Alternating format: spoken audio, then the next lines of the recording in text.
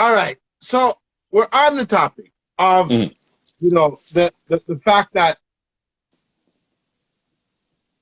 reggae music is just not being capitalized on a global sensation. It's so out there. It is Uh-huh. everywhere, Yeah. but it's not being capitalized. And What especially when one I of the mean capitalized, I mean financially. well, one of the things that has happened with music, with reggae music, is it's kind of like the mixtape. It's kind of like the mixtape phenomenon that happened like in the 90s, where a lot of guys were with hip hop and R&B were putting out all these CDs and whatever case would be in mixtapes, but the artists themselves weren't getting the love from it. So, but I mean, we all have that TDK tape that has like, Jaro versus Bodyguard. Everybody has that one. Yeah. You know what I mean? Everybody has the Bass Odyssey cassettes. But so we went out and we purchased the cassettes, or we got a rub off of it from our friends or whatever, but we never really purchased the music from that artist. We never purchased the album from that thing. It's not like you can go to somebody's house and see that they have, besides a Bob album, there's not many people who have a Beanie Man or you know what I mean, or about, you know what I mean, whatever. I mean, people have never probably even seen a Casinti album in their life. You know what I mean? They have a Barris, they may have a Sanchez. Most people have Sanchez's first album. You know what I mean? People have the Agony album, or depending on the pressing you got from it. There was one pressing that said "Got to Be Me," and the other one that said Agony on it. Depending on which one you have, the yellow album with Pinchas, you have that album. You have the Sanchez and the Pinchers album, or you have the Pinchers and the Wayne Wonder album. You have those type of albums. You have those foundation 1988 to 1992 records. Everybody has those. But outside of that, they don't really, have that. I mean, Or didn't purchase it. didn't purchase it. However, I remember Rita Marley shutting down Bathurst and Blur when she went to Honesteds. I remember that. And when she came out with One Draw was a wicked too. But there hasn't been, and I want to choose my words very carefully. There hasn't been that crossover reggae track that has had the traction that wasn't just played on a flow or a G, but also played on a Chum FM. Back in the day before it was 680 News, it was, the 680 whatever. Like, there hasn't been that top 40 reggae song that, Without Bob, there hasn't been a commercial standard successful. correct. There's been the black famous songs, like the Bounties, the The Beanies, the Bounty, Chronic, the Coffee, all even that Coffee stuff. herself. You know what I mean? Like, there hasn't been that song that white people can sing along with that aren't of our genre, right? Somebody's saying "Welcome to Jamrock," okay, but not like that. I mean, he's still a Marley. He's still part of that Marley train. There hasn't been that person outside of your last name being Marley that has had that. When you look on Billboard, that number one song on Billboard. So you wouldn't even consider Sean Paul? Sean Paul sells a lot of units, and Sean Paul's is that artist. But Sean Paul is, do you still consider him part of that reggae music vein? Do you still consider him do you still have him in the same category that you would have a Bounty, a Beanie, or whatever? Or has he Well, totally went mainstream in that Jamaica other does area? it. Huh? Jamaica does it. Jamaica Jamaica don't does. rate Yo, Jamaica Jamaica, hardly plays Sean Paul in a dance. which Hardly. I think is hilarious, because if you go to the clubs, I listen. I remember like it was like I think it's hilarious that you'll go to a dance and Celine Dion gets rinsed in a reggae dance. Celine Dion gets rinsed in it. At least if you don't hear "I'm Alive" at least two I'm times, alive. you know, that song don't get, whatever. Yes, Shaggy is one of the biggest artists, yes. But outside of Shaggy, and Shaggy hasn't had a hit in a good while. There So hasn't been. again, so you see, your question stands predominant when Wayne from Grand Crew comes in. Come on, Wiz. There's no. How could I define a number? I have to tier it, and I'd have to dissect it into a sections of, what do you mean when you saw it, when you mean top five? Okay. When was the last time that Maxi Priest had a hit? Oh, come on, bro. Wild World is still played right now. You know what I mean? Wild Like World when was is the last, still like, played. again, but again, those songs. I mean, we're talking house call days. You know what I mean? We're talking house calls. You know what I mean?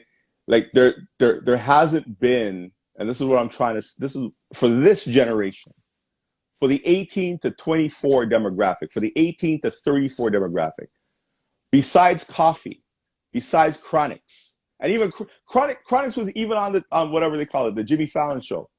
And if I go to, if I say Chronics, if I wake up tomorrow morning and I say to two morning show announcers, hey, you ever heard of Chronics? Who's that? We didn't play. We didn't listen. I went to the music director and said, hey, they said, Jonathan, is there any holes in our music program? And I said, yeah, there's this, there's that, whatever. And I said, play, you're not playing Coffee. And they're like, nah, no. And what all these record companies, what all these radio stations do is they have what they call test groups, where they bring in 100 people from their demographic and they just start playing music. And from that list, they test what music they like and what music they don't like. And from that list, they formulate and package what is out for you. It's kind of like this, right? And I mean, I make this joke all the time. Mm-hmm. I am a traditionalist when it comes to patty and a cocoa bread. I will have my patty and my cocoa bread with either a ting, a pineapple drink, or a cola champagne. That's it. But you're not going to have it with coffee or tea. I'm not having my patty, and I call it a patty. I don't call it a beef patty. It's a patty, right? I'm not having it and putting ketchup on it. I'm not slicing it in the middle and putting cheese, lettuce, onions, and all these other sort of stuff, whatever. but that's the way that they've had to market the patty to the masses, because everything that we do, they want to fusion it with something else to make it palatable for them. Think about it logically, and I said it earlier. They do not want the name reggae out there. They don't want the name dancehall out there. They want the name tropical house. They don't want to call music black music. They want to call it urban because they can sell urban. It's all about marketing dollars. It's all about making it palatable for people outside of we. And that's just it. You know what I mean? And that's kind of how it is. I mean, can we change it? We can change it with education. We can change it. We can change anything. Anything can be changed over time, but there has to be that infrastructure. There has to be, we have to own what we do, and we have to distribute what we do. We have to buy what we do. We have to be the major consumers what we do. We cannot keep our music or our genre and keep giving it away. Bob got popular because of the deal he made with Island Records. And if you think of who owns Island Records, he don't look like we. Remember that. At the end of the day, right? There is not many. Like, Bob's catalog is ridiculous. James Brown's catalog is ridiculous. Prince's catalog is ridiculous. Michael Jackson's catalog is ridiculous. You know what I mean? You can say what you want to say about the Rolling Stones. You can say what you want to say about Elvis Presley. You can even say what you want to say about the Beatles. Michael was able to buy the Beatles catalog because of his music. When you think of reggae music and the catalog of songs that, let's say, a Barris, a Beanie, and all these things, they put out so many songs. I remember there's this video that's from like 2005 or 2007 where Beanie Man and Capleton are on stage in New York, and they're going tune for tune, licking off tunes, and they're just rinsing tunes they basically did a concert of like 30 songs in like 5 minutes each of the amount of hits they have. But their catalog is not worth what those guys' catalog is, because they've never sold those units. And at the end of the day, all a record company cares about is, can you sell units? All a radio station cares about is, does somebody turn off the dial when they hear an obscure song to them? I can't understand what they're saying. Going back to my career. Can you agree with me, Juice? Can you agree with me? Okay. If you don't have a radio hit, your pathway to greatness is very difficult. That's one of the biggest reasons, if you even watch the biopic, that Puffy was saying that to Biggie. You have to have those joints, right? If you do not have a radio hit, I've told every artist that links me, you're done. Emails me, DMs me have the bad song, me have the hot song. No, I'm gonna ask you a question. I'm gonna ask you another question. Very, very. I want you to think about this for a second.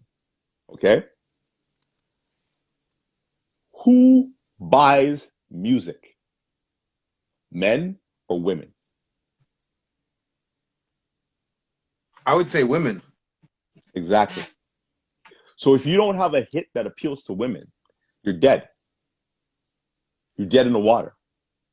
But it's not everyone that they buy that they want to be bend over, broke out, this and that. Thank you. Thank you. Not, and I've been saying it's the reality. Listen. One of the great things about LL Cool J is guys liked him and women loved him.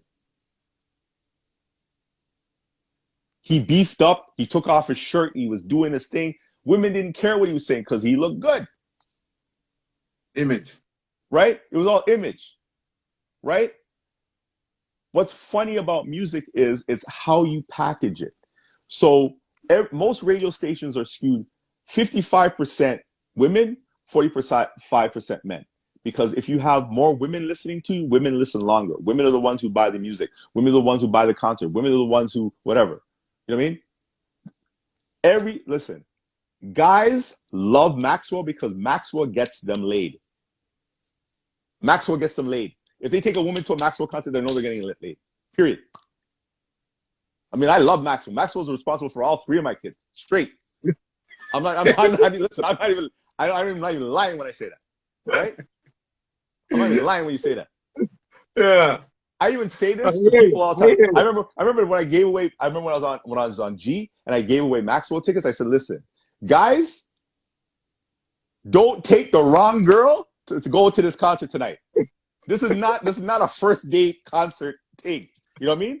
Take a girl that you know this is gonna be good." Because Maxwell's not a first date type of concert, Reggie. That's not who you take. You're not taking first date to Maxwell. You know what I mean? Unless you know. Because trust me, she's not going for you. She's going because it's Maxwell. Because girls are throwing things on the stage. Yeah. You know what I mean? And and what I'm saying is, besides Dexter Daps, who is that artist that women in dancehall love? Like really love? Like when he comes on stage, they're like, ah! Who's that guy? Bro, Dexter takes the cake for Dexter takes the cake. It's Dexter and that's it. And it's Dexter. He takes the cake for that. And I don't know how he and the gets thing, away with some blackness. but here's the joke though. He has tunes for women Yeah, and men. Men love him, women love it. You know what I mean? respect him. Yeah, He's an artist that can do a jerk fest. He's an artist that can do a family, like not so much. Well, he can no, do he a can't do family. a family event. No, he Well, cannot. kind of. Well, No. yeah. But I'm just saying. But he can do jerk fest though, and he's Well, a dancehall. he's done it. Yeah, exactly. And he's a dancehall artist where you have kids there, right? But he's Yeah, again, yeah. But I mean, he is that artist that people look at and say he is that artist that yeah. he's not hard on the eyes, and he's easily marked out there. Not so much, like you have Yeah. to be very, very what's the word I'm looking for? You have to kind of look at them differently in the sense that I need to have, if you're gonna have a a cartel show, the crowd you're gonna get. If you're gonna have a Movado show, the crowd you're gonna get. And for a lot of people, that's not what they want. Shaggy, the crowd you're gonna get. But again, Shaggy hasn't had a hit in a minute. And even though Shaggy is one of the top selling artists out there, you know what I mean? Yes, girls love Spraga, but Spraga hasn't had a hit in 19 how long? You know what I mean? Still doing the Spraga, thing, but you know what I mean? Spraga hasn't had a like hit in a you minute. say, the thing is that what I don't like about people and the understanding is that the truth is the truth, and you have to accept the truth. And I myself, as a radio DJ who has a prime time slot, 3 to 5 in the afternoon, playing reggae music, I also have to be careful of the reggae music that I play. No doubt. Only because the cartels that demand them hear in their car and so, it's not for radio. Cartel has to do the other songs that are saying that they have to switch over, and then maybe I could give them that radio play. Not every cartel is a hit that I could play. Now think about it this way, and I've had this conversation with a lot of people. On commercial radio, there's a thing called day parting, which means that certain artists do not get played before 6 o'clock at night because Right. they don't want little Johnny or little Sally to hear Buckapina in their eardrums as they're driving to work, even in a mix show. You know what I mean? You don't want your kid going to school saying, mm-hmm. You know what I mean? You know what I mean? you don't want your kid, you know what I mean? In Jamaica, it's okay though. In Jamaica, it's okay. It may be okay there, but here, you know what I mean? It's The first not. day of school, the kid's saying, "Hey, what did you learn this summer?" Buck up in. Buck up in, you know what I mean? You know what I mean? I mean, I like the song too. Turn it to your head, you don't want to hear that song, you know what I mean? You know what I mean? Or you don't want to hear that. You know what I mean? You don't want to hear them. You know what I mean? Or you know what I mean? You don't want to be in the car, and a song comes on and your kid's like going, ball out. You don't hear them things. You know what I mean? That's it. And these are wicked tunes. Like I love them, but if I'm sitting beside, you know what I mean? Gordon, you know what I mean? If I'm sitting beside Gordon Smith, he's gonna look at me like, what are they saying, Jonathan? Like, he doesn't want to feel like he has to translate. They need to hear Coco T. They need to hear Sanchez, Coco T. That's and even still then, they're like there's one and two little songs that they like. Yeah. You know what I mean? There's one and two little songs, but there hasn't been, as I said, that artist like Shaggy's. I Wasn't Me was 2001. That was almost 20 years ago. A generation of kids have grown up and don't really know who Shaggy is. You know what I mean? Yo, There's I'm those. gonna tell you something. I don't mean to cut you. I was talking to Pinchas today. Like I Mm, was talking to him today, and man, the things I won't repeat what he said, but how he and I were having the conversation, I don't think even like, it was he was missing some things and not understanding how the context, because I'm trying to tell him the generation of today does not understand a pinches of what was before. mm-hmm. It, it is what it is, pinches. I'm telling pinches that. I'm saying the hardships, the struggles, the songs that you went through, whatever you were, those kids aren't going to understand that today Listen, because they're not listening to the reggae like that anymore. They're listening to pinch, dance, hop. pinchers made my Jamaica. When I went to Jamaica in 1987, I was playing at Wyndham Hotel, and he came out with, yeah, Don is Don, Requested Yeah, Denise, Agony, again, Sit on agony. Pandit, all on that one album. And then right after that, you had Loneliness, the Loneliness album with Sanchez. You had Little Twitch. Little Twitch had Devil Said It Come to Live in a Buck Up. And when Kid Ralph came on, you know what I mean? Listen, 1987 was my summer. You had Fresh, you had, you know what I mean? You had all those songs came out one time, and it was a wicked time. But to tell them that it's not 1987 and 2020, in their mind, 1987 was 2 years ago. In my mind, sometimes I have to remember, I'm thinking to myself, you know what? In my mind, 1970 was 30 years ago, in my mind. Yeah. But 1990 was 30 years ago.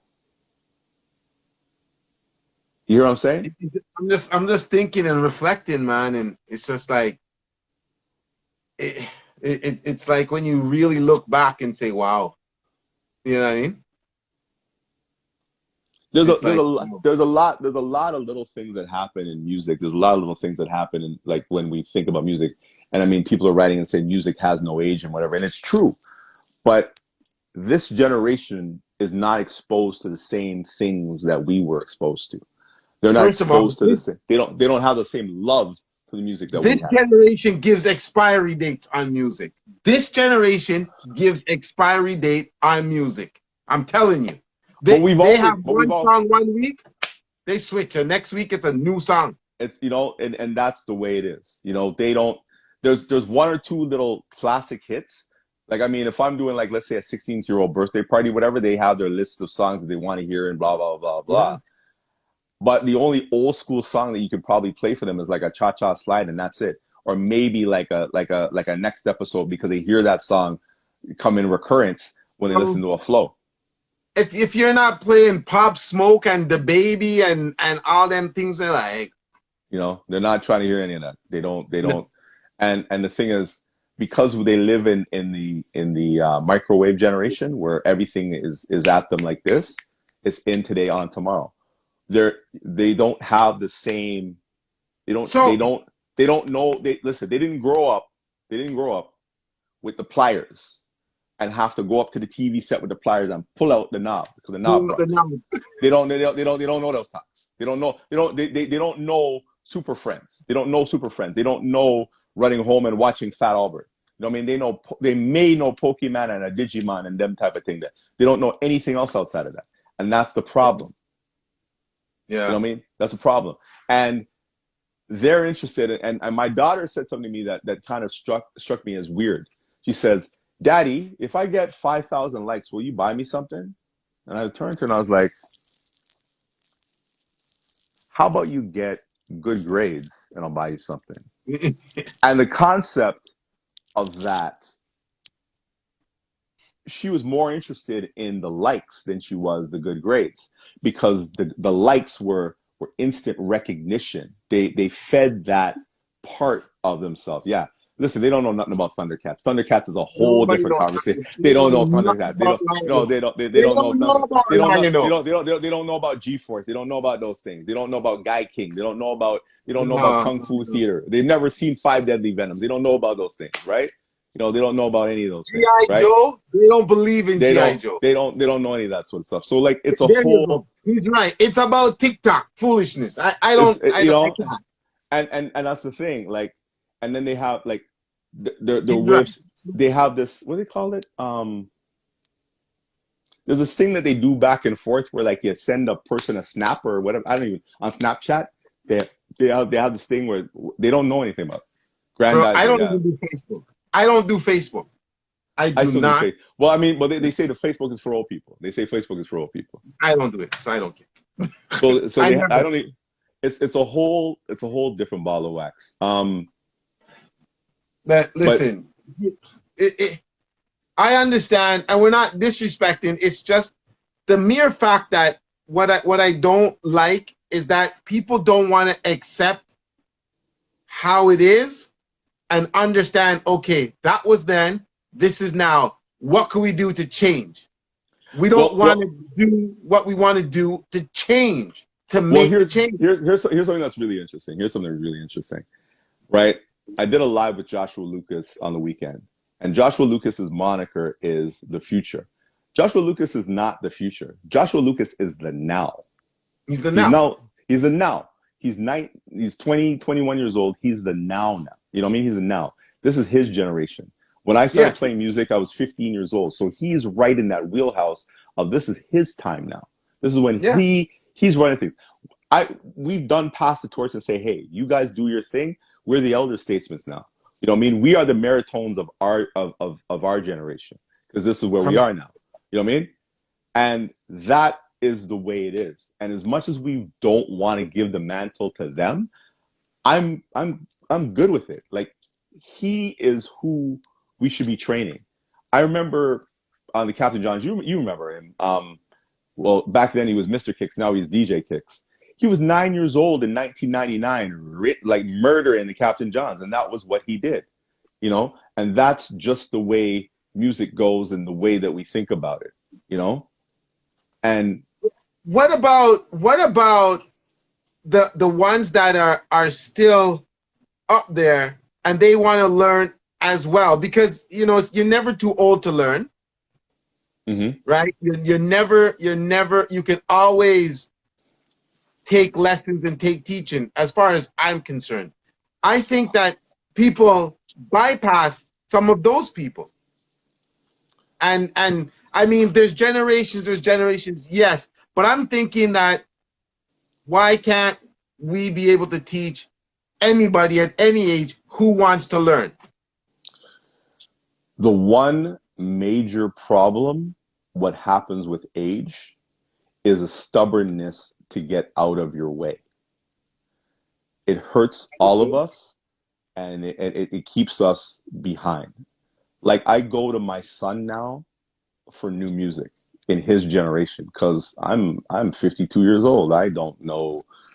I'm not even trying to hear that stuff anymore. But My son is 20, like he has to tell me what's hot, you like know, Pop because Smoke. that's, you know what I mean? That's what they Sure. listen to. And I mean, my son is a little bit different because he does listen to what I listen to and he has an appreciation for it. But at 8 years old, he this is his generation now. This is what he wants to listen to. So I'm no longer looking at it like I have to teach him about music. I can still learn from him because he has grasped the concept of what he likes. I'm not going to tell him that that's crap. I'm just going to say to him, it's a little bit different. Like there's some stuff that I listen to that's like, okay, this is horrible. And he even looks at it like, yeah, daddy, I don't like that song either. Even though they play it on the radio and a million times over again, there's certain things that move him and there's things that don't. He's a guy who likes to dance. So what I generally do when it comes to music and what's been my formula throughout my lifetime is if you ain't dancing to it, then I'm not playing it. I don't care how wicked the song is. I don't like to play what I call penis music. I have that in a crate, like songs that only appeal to men. I don't like to play those songs because I'm not into that sort of stuff. That's just me personally. Will I play it at a dance and that sort of stuff? Yes. But as long as the girls are dancing, then the guys are happy. If it's just a whole, if it's a whole, as I like to call it, if it's a whole salami fest, I'm not interested. I'm not interested in doing salami fest dances. You know, that's just not, you know, like if the girlies ain't dancing, then I'm not interested. I mean, that's what you always taught me. If the girls ain't moving, we're doing something wrong. You know, so true. we don't care. I But don't have that what much I'm time saying, left. I don't have that much time left, but you know, let me know. Let me know what you. A couple more questions, and then I gotta. Unfortunately, I gotta go. no, I'm just we're gonna wrap it up now. It's been a while, man. We're gonna wrap it up. But I'm just looking at, like, you know, I'm taking. Okay, we'll use us as example because we're here. If I came to you and said, "Boy, Juice, help me, teach me, and show me the right way," even though, you know, you've known me for however long or whatever and whatever, and I'm willing to change because I know that maturity is a thing with growth. And if you don't listen to Juice and understand that this way is the way he said it, would you take on somebody, you know, like that? The first thing that I would tell anybody is this: when it comes to music or playing or DJing, don't think of music as music. Think of music as a score. And I'm using the term from basically writing music, where stop listening to music that you like and listen to music that you hate. I'm not a lover of gospel music, but I listen to it because I have to know it. I don't necessarily really like country music, but I listen to it because I kind of have to know it. I really like rock music because rock music for me was the basis of a lot of some of the hip hop beats that we love and cherish today. I also love James Brown and that sort of stuff. But when it comes to music and just listening to melodic lines and listening to, like, you know, the different ways that music is created, I go to jazz. I listen to classical music. Those are my two wheelhouses when it comes to music. And I've had to say to people, think outside the box when it comes to music. Learn to love music. Learn to think that music is not just the genre that you play in. Learn the producers behind it. Learn some of the instruments that they use in music. Learn how to mix in key. Now there's programs that do it for you, but learn how to mix in the same key as something else. Like if you're playing something, let's say in a key of G, then find a song that's in the key of G that mixes with that. Don't always look at your screen and mix per BPM. Sometimes when you mix per BPM, the night doesn't have the same, what I call, ebb and flow of going up and down and that sort of stuff. Don't look, like, to be honest with you, don't look at the screen. Just don't look at the screen. Don't also keep your head down all the time when you're DJing. And number one, I come from the era of no sync button. Nowadays, people are speeding up songs to like 9,000%. And again, it works to mix, but can you dance to it? Can you dance? Are you dancing when people are playing? And sometimes let the song breathe. I know for myself, when I'm mixing, sometimes I'll fast fade. Like if I'm just trying to practice, I'm just trying to find the part in the song that it sounds good to mix. But when you're at a party, you don't necessarily need to rinse your whole entire crate, you know, and show that you have that dub plate. I remember playing some Carabanas where I never played the top 10. I didn't have to, because the dance was so sweet and so nice that we just kept that energy going. And bring back an era of music that, if you're doing a party, don't be afraid to play slow music in prime time. Because don't be afraid to do it, because, and my dad said it to me one time, and he said, how do you meet people now? how do you talk to a woman? There was an era of music called rent-a-tile. And for those who don't know what I'm talking about when I rent-a-tile, that means you and your woman were in the same spot for the whole night, just dancing, rub-a-dub, together. That's what reggae music was about. That's what dance hall was. It was music in the dance hall where you went and you were with somebody. You know what I mean? There was a time when my slow crate was bigger than my hip hop crate, whatever, because you had Edwin Jean prints all over the wall in the place because everybody wanted to rub up on a girl. That was what you came there for. Dancing hall, you grab the girl and wind her up on the wall. Yeah, man. Yeah, man. Like it was all about, listen, yeah, your pop, your patties, and your Sarasota, and that was it. But that was that era.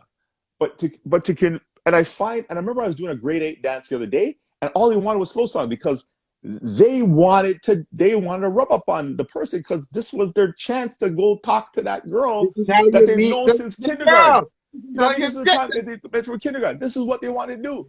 But nowadays it's like, hey, the girl's winding up her bati and you just rub up your front, and if the bati take, then fine, you're with it. But no, that's not music.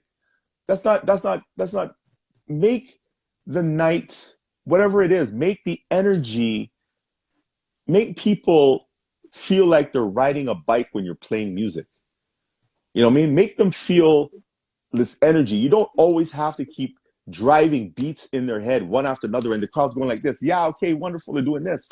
But are they enjoying what you're doing? Let your music tell a story. You know what I mean? Let somebody look at you 5 years ago and say, I met at your dance. I met at your dance. I've had many people come to me over the years and say, I met at your dance. I met my wife at your dance. A couple flew me out to the Bahamas to do their wedding because they met at a party I did. And that made me feel good. You know what I mean? Yeah. Like, I was probably the MC and you forgot me. I'm just putting it out there. Like, I remember that Caravana, 1996 Caravana, where you're like, Jonathan, the big truck broke down, man. Big truck broke down.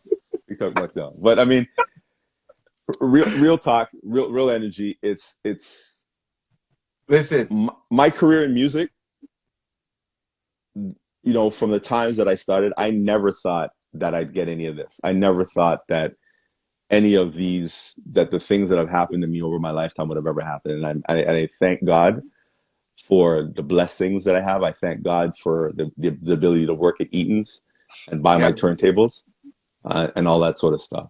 But, hey, it's been interesting. Juice, you are a legend. Whether you want it or not, you are a legend. Kevin Carrington made a very valuable point right here. Before I get out of here, that is one thing that I think us as elders lack. We were never taught how to really pass on knowledge to others. And I think I'm learning as we go along here on Wizology Show.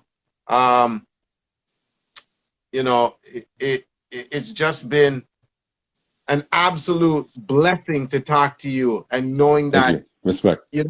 I look at you as a man that helped my career 100%. I don't take that away. I give credit where credit is due, and you deserve full credit. Whether they talk good or bad about me, this is the man that started it. This is the man that showed you why I don't smile and dance, why I'm there, why I'm not really friends with every single selector, because I'm there for business. My business is to make the crowd enjoyable. Promoter pay me, I go home. That's just how it is. And that's how, all the added extra is nice. But this man here, JUICEMAN, Jonathan Shaw, is truly one of Canada's greatest legendary DJs who have set the trends for many of us. We should thank you. I hope they give you a star on whatever. You deserve it. I totally appreciate you. And I think by people who have stayed here, Wizology Show is never about quantity, it's about quality. And excuse me, excuse me, you have given us some expertise quality tonight. And I'm so proud to be able to say, you know, this man helped me start in my lifetime of music. Thank The you, one, Juice. thank you. The one thing I'll say, and I'll say this in closing, two things actually. The number one thing is when it comes to this industry, I I I started for the only purpose of being respected by my peers in Morningstar. When I was living in Malton, I asked God to give me one opportunity to play for my peers. And that finally happened back in 2017 where Samantha Nash called me and she asked me to play at the Malton reunion, and for the first time, I got my wish. So many years later, but I finally got my wish to do that. That was one thing. And two, boy, my mom's birthday would have been this weekend, the 24th of October. The 24th of October is also the birthday of another MC, Michael Charles. He passed away many years ago, and also the birthday of Element FM. And there'll be the second anniversary. And the funny thing about it is, my mom never lived to see me ever on commercial radio. She never lived to see her grandchildren, whatever. But I hope in every way, shape, or form that I made her proud of the person I came to be. And if I can impact the wisdom that she taught me and how to conduct yourself as a man, to the next generation when it comes to business, when it comes to work ethic, when it comes to grinding. Because as I say, I sat on the bench for many years. I spent many years on the bench in TKO. I spent many years on the bench just learning. And sometimes just learning sometimes is the best teacher than anything else. Nobody handed me two turntables and a mixer and said, go on, go play. Nobody sent me some records and whatever the case may be. Nobody said, hey, here's a microphone, go do what you got to do. I mean, we did the in the snow we did, remember CHY, nobody got paid, so we did it for free. The snow, bun gas, got a whole bunch of parking tickets, all that other sort of stuff to make sure that we did it for the people. And if one person from this whole thing has the wherewithal to want to get into this industry, whether it be broadcasting, whether it be voicing, whether it be DJing, whatever, you can always hit me up. I'm always, out there to help. You know what I mean? Love everybody. Peace and love. Yo, thank you, Juice. I think All you've right. made the whole city proud. The whole All right. city should be proud of you. You see what I'm saying? So I appreciate you. Of course, you know me, I'll be calling you probably tomorrow still and because there's No some problem, music man. that I want still just No to let you know. There's some music that I want. But yo, Dano, it's just Don't worry, love don't worry, and don't worry. As respect. I said, walk over with a laptop and whatever, Yeah, whatever. I'll yeah. send a I'm WeTransfer and gonna just tell do me it what the you old need. way. All right, I'm man. gonna do it the old way. All right, man. Listen, man, it's love and respect, and you are a true mentor, legend, and iconic figure for me and probably many more DJs out there in the city. And I'm glad I have the opportunity to at least,